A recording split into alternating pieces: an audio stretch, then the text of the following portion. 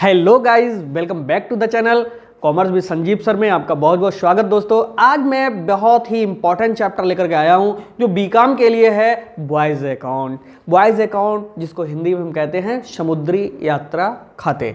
क्या होते हैं ये चैप्टर, इसका क्या मतलब है, उससे पहले मैं इस चैप्टर के बारे में बता दूं। दोस्तों, अगर आप बीकॉम या बीबीए में अगर फाइनेंशियल अकाउंटिंग सब्जेक्ट को अगर पढ़ रहे हैं तो फाइनेंशियल अकाउंटिंग में 3 चैप्टर इतने ज़्यादा इंपॉर्टेंट होते हैं जहां से लॉन्ग क्वेश्चन आता ही आता है। पहला जो क्वेश्चन आपको मिलेगा वो थ्योरी से ही मिलता है। मेनली थ्योरी जो शुरू में होती है, पहला चैप्टर लगभग में वहीं से स्टार्ट होने वाले से एक लॉन्ग क्वेश्चन आपके लिए सॉल्व करने की मौका देता है।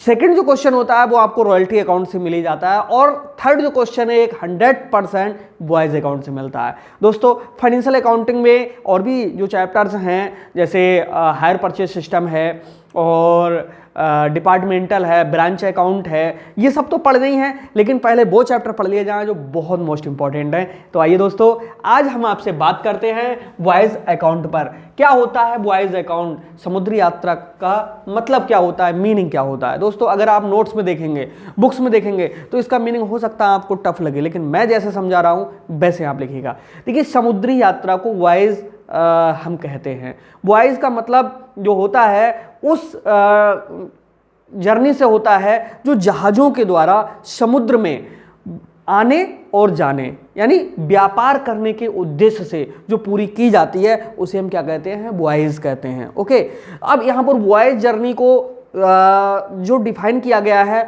वो एक शब्द से ही किया गया है कि वॉयज, और वॉयज जर्नी के रखरखाव के लिए, उसको सही से मैनेज करने के लिए जो अकाउंट्स तैयार किए जाते हैं वही हमारे कहलाते हैं कौन से, बॉयज अकाउंट। अब समुद्री यात्रा को हमने ये तो समझ लिया कि समुद्र में जहाज़ों से होने वाली यात्रा को हम ये कहते हैं, लेकिन समुद्री यात्रा में बहुत सारे ऐसे पॉइंट्स होते हैं जो इंपॉर्टेंट होते हैं जो आपने कभी सुने भी नहीं होते हैं। तो उनके लिए मैंने यहाँ पर लिख दिया है, हिंदी और इंग्लिश दोनों में लिख दिया है, जिससे ना तो हिंदी मीडियम वालों को प्रॉब्लम हो ना इंग्लिश मीडियम वालों को प्रॉब्लम हो, क्योंकि बीकॉम के टीचर को सबसे ज़्यादा प्रॉब्लम यहाँ पर फेस करनी होती है। कुछ स्टूडेंट उसको इंग्लिश के मिलते हैं, कुछ स्टूडेंट उसे हिंदी के मिलते हैं, तो वो पढ़ाए किसमें। सो we can use the both language Hindi and English in my video, और न्यूमेरिकल तो टोटल दोस्तों इंग्लिश में ही सीखना है। इससे अगले की जो वीडियो आएगी फॉर्म ऑफ बॉयज अकाउंट, वो भी आपको इंग्लिश में ही सीखना है। आगे के सारे जो हैं आपको इंग्लिश में ही सॉल्व करना है। तो दोस्तों, यहाँ पर समुद्री यात्रा के लिए जो स्पेशली अकाउंट्स तैयार किया जाता है एक ही होता है, और जिसका नाम है बॉयज अकाउंट। ओके, इसका बॉयज अकाउंट का जो नमूना है वो अगली वीडियो में आपको मिल ही जाएगा। अब हमने इसका अर्थ तो समझ लिया कि समुद्री यात्रा क्या है, मैं फिर से समझा देता हूं। दोस्तों, विदेशों से जब हमें व्यापार करना होता है, वहां से भारी भरकम वस्तुओं को जब लाना होता है, तो सिर्फ एक ही साधन है, क्योंकि ये जो पृथ्वी है वो चारों तरफ किससे घिरी हुई है, जल से घिरी हुई है, या बहुत ही ज़्यादा उबड़ खाबड़ है। कहने का मतलब है अदर ट्रांसपोर्ट की जगह पर सबसे इजी जो ट्रांसपोर्ट है वो हमारा शिप बना है। ओके, किसके लिए, फॉरेन ट्रेड के लिए। और फॉरेन ट्रेड में सबसे ज़्यादा जो माल खरीदा जाता है और बेचा जाता है, जिसे हम इंपोर्ट एंड एक्सपोर्ट कहते हैं, उसकी सप्लाई भी शिप के द्वारा होती है। शिपिंग कंपनीज इस बिजनेस में खूब आगे बढ़ करके और अपना बिजनेस ग्रो करती हैं। अब यहाँ पर जो शिपिंग कंपनीज अपना बिजनेस कर रही होती हैं, तो बिजनेस में प्रॉफिट हुआ या लॉस हुआ, इसको मेंटेन करने के लिए, इसको सही तरह से तैयार करने के लिए, समझाने के लिए जो अकाउंट्स बनाए जाते हैं उन्हीं को हम कहते हैं बॉयज अकाउंट। ओके, अब बॉयज अकाउंट के बाद हमें जो समझना होगा कि बॉयज अकाउंट में कौन कौन सी ऐसी चीज़ें होती हैं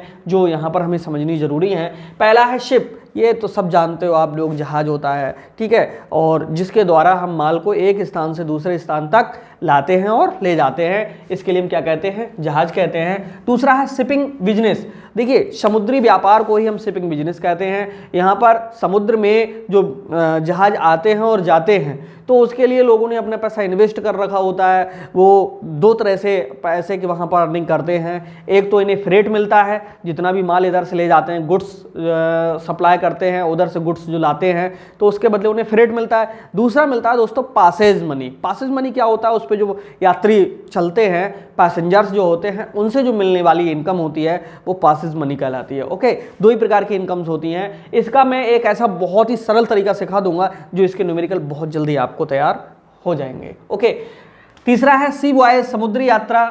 अब समुद्री व्यापार जब होता है तो ये समुद्री यात्रा आने और जाने के लिए कहते हैं, लेकिन यहाँ पर ये समुद्री यात्रा दो प्रकार की होती है, क्योंकि ये जो अकाउंट्स प्रिपेयर किए जाते हैं ये तो एक निश्चित डेट को ही किए जाते हैं। अब निश्चित डेट के लिए किए जाते हैं तो यहाँ पर जब हमारे यहाँ से दूसरे कंट्री के लिए जाएगा सेब तो वो कहलाएगी आउटवार्ड जर्नी। ओके, और जब आ रहा होगा तो वो कहलाएगी इनवार्ड जर्नी। ओके, अब कभी कभी क्या होता है कि मान लीजिएगा ये हमारा इंडिया है और ये अदर कंट्री है, ओके, फॉरेन है, थोड़ी देर के लिए पता चला जहाज यहाँ से यहाँ तो पहुँच गया और यहाँ से स्टार्ट भी हो गया हमारे इधर के लिए, लेकिन वो ये नहीं, वो यहाँ तक तो नहीं आ पाया है, लेकिन पता नहीं वो यहाँ पर है या यहाँ पर है, कहाँ पर है। तो दोस्तों जब यहाँ से यात्रा शुरू तो हो गई लेकिन यहाँ पर नहीं आ पाया, तो चाहे जहाज यहाँ पर आ चुका हो चाहे यहाँ हो, माना ये जाएगा कि बिल्कुल बीच में है। ओके, यहाँ पर वॉइस अकाउंट में रूल लगाना होगा कि जो यात्रा कंप्लीट हो चुकी है वो 1.5 और अनकंप्लीट है वो कितनी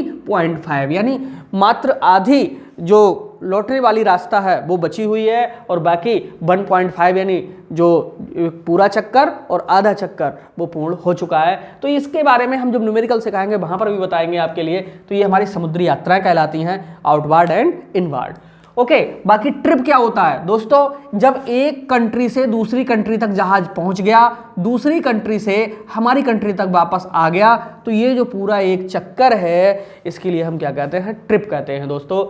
नेक्स्ट है पोर्ट डेज। ये क्या होते हैं, बंदरगाह के। पोर्ट के बारे में तो सब लोग जानते होंगे, वह स्थान जहाँ पर जहाज खड़े होते हैं, मतलब यात्रा के लिए या माल लादने के लिए, तो उस स्थान के लिए हम क्या कहते हैं, पोर्ट कहते हैं। ओके, और पोर्ट डेज क्या कहलाते हैं, तो देखिए अपने बिजनेस को आगे बढ़ाने के लिए जो जहाज है वो कितने दिन तक बंदरगाह पे खड़ा रहता है। ओके, तो वहाँ पर वही उसके पोर्ट डेज कहलाते हैं और वहाँ पर फ्री में खड़ा होने को नहीं मिलता है, वहाँ पर उसका किराया जाता है। ओके, अगला है हमारा आउटवार्ड एंड इनवार्ड जर्नी, वो मैंने अभी समझा दिया था ऊपर। आगे है पीरियड ऑफ वॉयज। देखिए समुद्री यात्रा की अवधि, ये भी एक बहुत इंपॉर्टेंट चीज़ है, इसको समझना होगा न्यूमेरिकल सॉल्व करने या थ्योरी लिखेंगे तब भी। समुद्री यात्रा की अवधि का मतलब ये होता है कि कभी कभी वहाँ पर जो पीरियड है दोस्तों वो मंथली में काउंट किया जाता है। ओके, और यहाँ पर कभी कभी एक दो बार प्रश्न ऐसा आ गया कि ओनली 52 डेज में ही जो क्वेश्चन है वो पूरा सॉल्व करा रहा था। अब कुछ स्टूडेंट ने यहाँ पर क्या हुआ कि ये भ्रम हो गया उनके लिए कि 52 डेज हैं तो 2 महीने इनको कैसे लिखें। ओके, और ये भी क्लियर नहीं था कि आपको जो कैलकुलेशन करनी है वो मंथली करनी है या डेज में करनी है। दोस्तों ऐसा अगर कोई न्यूमेरिकल आ जाए, ऐसी थ्योरी आ जाए, तो इसको आप तुरंत किस में कन्वर्ट कर देंगे, मंथली में कन्वर्ट कर देंगे, और मंथली में जो 52 डेज हैं उसको 2 मंथ मान करके उसका आंसर सही हो रहा था। तो ये कभी ऐसी बारीकियां होती हैं जिसके बारे में नहीं बताया गया है, तो टोटल क्वेश्चन लगभग मंथली बेस पे ही चलते हैं। अगला है बंकर एक्सपेंसेस। इसमें सबसे ज़्यादा स्टूडेंट हमारे कंफ्यूज होते हैं क्योंकि ये शब्द ही बिल्कुल नया होता है उनके लिए। बंकर एक्सपेंसेस, ये बंकर व्यय होते कौन से हैं, हिंदी में इनको भी बंकर कहते हैं और अंग्रेजी में भी बंकर एक्सपेंसेस कहते हैं।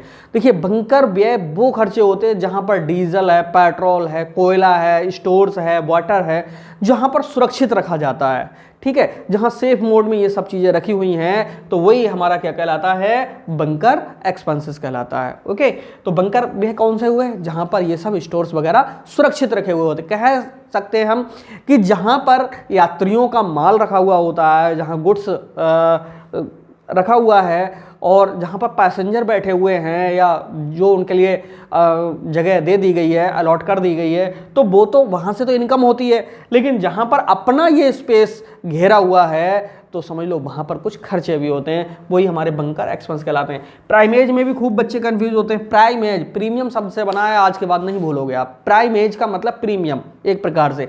अरे भाई आपसे जितना भी किसी व्यक्ति ने फ्रेट तय किया है, ओके, तो उस फ्रेट में जब कोई एक ऐसा और इंक्रीमेंट लगा दिया जाए कि बोले अभी तक हम तुम्हारे लिए 10,000 फ्रेट दे रहे थे, लेकिन हमारे सामान को ऐसे रख के ले आना कि भाई टूटे ना, फूटे ना, नष्ट ना हो, तो हम आपको कुछ भाड़ा और भी दे देंगे। That is called primase. Primase यही है, भाड़े पर अतिरिक्त भाड़ा को हम क्या कहते हैं? प्राइमेज कहते हैं। दोस्तों जब फॉर्म समझाऊंगा, न्यूमेरिकल समझाऊंगा, पूरा समझ में आ जाएगा इसमें। डेप्रिसिएशन किसे कहते हैं, ह्रास किसे कहते हैं, इसके ऊपर पूरी वीडियो बनी हुई है मेरे चैनल पर। और ये नया चैनल है दोस्तों, अभी बिल्कुल शुरू किया है, बहुत जल्द से ही, तो सारी वीडियोस धीरे धीरे आपके लिए प्रोवाइड यहाँ से कराई जाती हैं, ठीक है। और आपको समय समय पर हर तरह की वीडियो कॉमर्स से रिलेटेड सारी की सारी हमारे यहाँ पर मिलेंगी। और अभी तक अगर आपने ये ना देखा हो कि कॉमर्स कहते किसके लिए, जाइए प्लेलिस्ट में और वहाँ से आप देख लीजिएगा। ओके, ये पता होना बहुत ज़रूरी है कि कॉमर्स है क्या, क्योंकि कॉमर्स के बच्चों का बेस थोड़ा सा कमज़ोर होता है इंडिया में। इंडिया में बेस कमज़ोर होने की वजह सिर्फ ये है कि कॉमर्स स्टार्टिंग तो 6 से हो जाती है, बट बहुत से कॉलेजेस में 11 से लोग लेते हैं, बहुत से लोग तो सीधे बीकॉम बीबीए करने लगते हैं, तो उनके लिए बेस क्लियर नहीं होता है। ओके, उन्हें यही पता नहीं होता कॉमर्स है क्या। तो चलिए आज ज़्यादा बात नहीं करेंगे इस पर और समझ लेंगे कि डेप्रिसिएशन कैसे कहते हैं। देखिए, किसी भी एसेट्स में जब किसी भी कारण से जो उसकी वैल्यू है वो कम होने लगे, तो वो हमारा क्या कहलाता है? डेप्रिसिएशन कहलाता है।